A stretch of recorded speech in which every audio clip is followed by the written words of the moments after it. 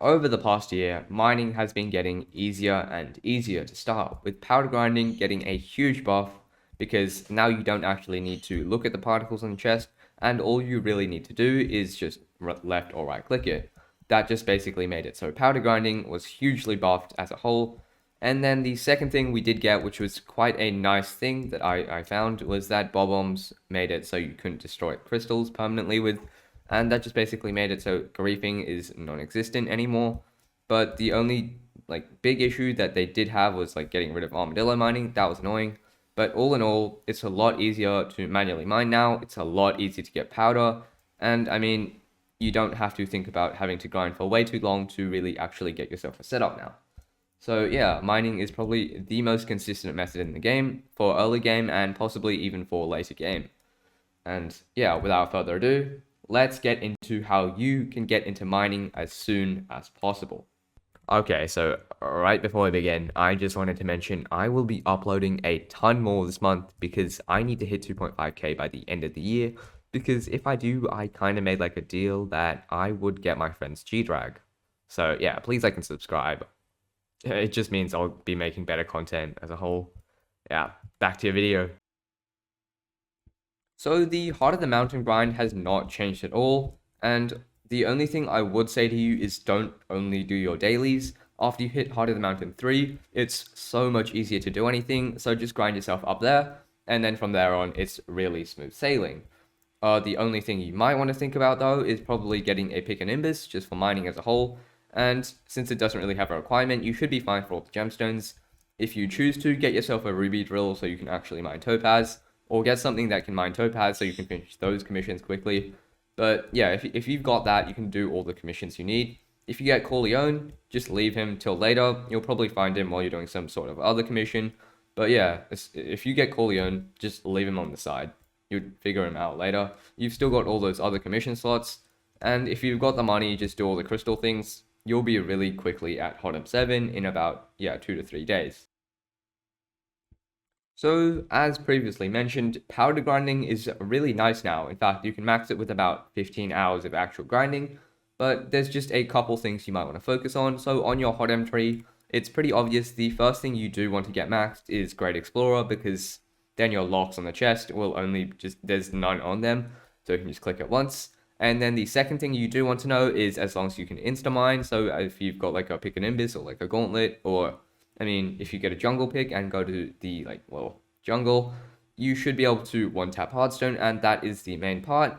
And then finally, if you want to make a little bit more money while you're doing this, which is quite a crucial part when you're starting mining, well, just put all the rest into Fortune. Just, if you're already on 7 when you started this, then that's great, because then you can actually get Fortune too.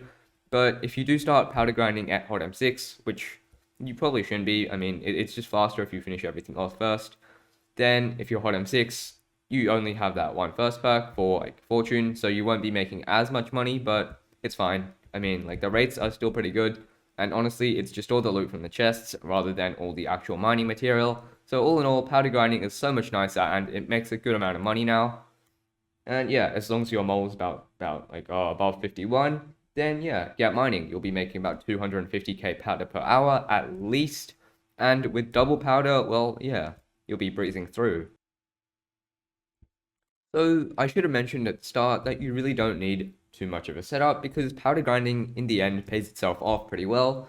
And if you do choose to, you can go grab yourself, well, a Scather, but it is not fully recommended. I did go Scather grind myself, and I got slightly RNG carried with that after 20 Scathers, but it is pretty nice to have, I mean, but it's not really much of a need. If you do want a Scather, get one. But yeah, powder grinding pays itself off a ton, and you should be making about 4 to 5 mil an hour. When you start, maybe get about 3/4 sorrow and possibly 1 mineral piece if you're not if you don't have the money. But do get mineral if you want to get through the ores faster, and as a whole, it's a nice armor piece just to have. When you get enough money just from powder grinding, get yourself more Divin. I'd recommend either the boots or the helmet, because those are the cheapest. And as a whole, it doesn't really matter if you get them having slots or not, because it won't make too much of a difference for your powder grinding journey, and as a whole, it just means you've got Divin on you, so you don't have to think about getting Divin pieces and really only just the chambers later on. So after about 15 hours of powder grinding, you should have yourself about 4 mil powder, which is really nice compared to the fact that I had to powder grind for, let's say, about like 30-40 hours for my thing. But I mean, yeah, it's so much faster now, and it's just really nice. So from all of this powder grinding, you should have given yourself about 75 mil, and that's if you're making about 4 to 5 mil per hour for 15 hours. And yeah, with that, get yourself about 2 diamond pieces, and from there on, you can try to begin mining ruby. And just note that you should have your gauntlet at least recommed. I just didn't use my gauntlet before, and have all your mining slots in. I used to have a really nice mining setup, but I sold that a while ago, of course, for my Hyperion. But yeah, you should be making about possibly 8 to 10 mil an hour. Not the greatest, but as your gear improves, and if you do powder grind a bit more, you'll be getting a lot more money. And if you choose to, if you did get that scatter, I mean, Sapphire doesn't actually look too bad right now.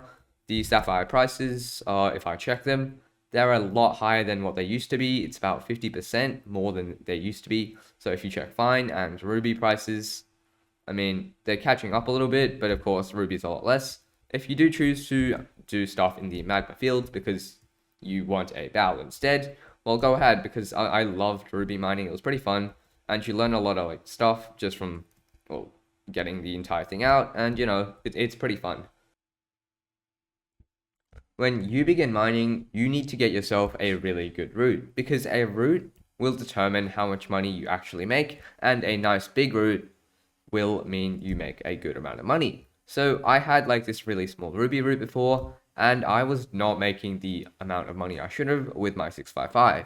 In fact, I was making about 15 mil an hour, and after swapping routes, I made about 17 mil per hour. And if you think about that, that is quite a large amount of money. And I mean, it stacks up quite a lot after a while of time, and right now I would recommend that you either get into Ruby or Sapphire. So as I said before, the Sapphire prices are quite high right now due to the fact that armadillo mining no longer exists. So if you get into Sapphire, I would recommend try to get into Sapphire, which is near the magma fields, and get yourself a bow to do that. But routing is all up to you. Or you could go find yourself a public route, but then again, it might not be as good as if you found yourself one. So go look for the Crystal Hollows map download and go around, search for like routes that are near the magma fields, because the Bale Pet is incredibly good for mining, and it's just generally really nice to have. Now, I would also recommend that you have Skytills or some sort of like mod that allows you to know where your checkpoints are, or like where all the waypoints are, because that means that you can start mining with ease without needing to go and memorize everything. So when I started mining, I kind of didn't have any like waypoints. If you check my older videos, I would just mine without waypoints, and it was kind of hard to get into, but after a while you do get used to it. But I would recommend when you do start mining, find yourself a mod that you can put waypoints into, or else it's really hard to actually figure out where all your crystals are. I mean, bob bombing is fine, but then you don't actually know exactly where you should bob bomb, and how much further you should bob bomb, and how you can loop your whole route together. It's just generally nicer if you know where all your crystals are. So the final part that makes mining so much nicer to get into now is that you can always swap mining methods, or like go to mithril, go to titanium mining, or just like if you want, just go mine for XP. And it's just really nice if you want to change setup. If you need more powder, powder grinding is so much nicer, so much easier, and so much easier to get into. If you want to swap what sort of like route you have, you can always swap that, because bob bombs are so much nicer to use now. And as a whole, mining just feels so much more calming than it used to be, instead of being that really sweaty skill that you had to grind too much to actually start for. As a whole, Divins is a lot nicer to get, because you can just mine to it. Everything else, just the setup pays for itself. You get like a lot of money from it. It's incredibly consistent, and it's just really nice. So yeah, hopefully this guide was helpful for you, and I guess I will see you in the next one.